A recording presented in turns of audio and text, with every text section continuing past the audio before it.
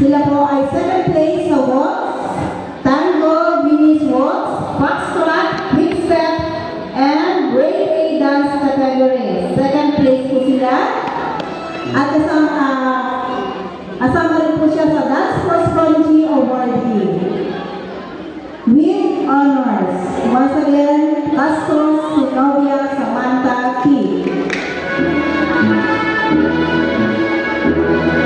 Castro Lina May A.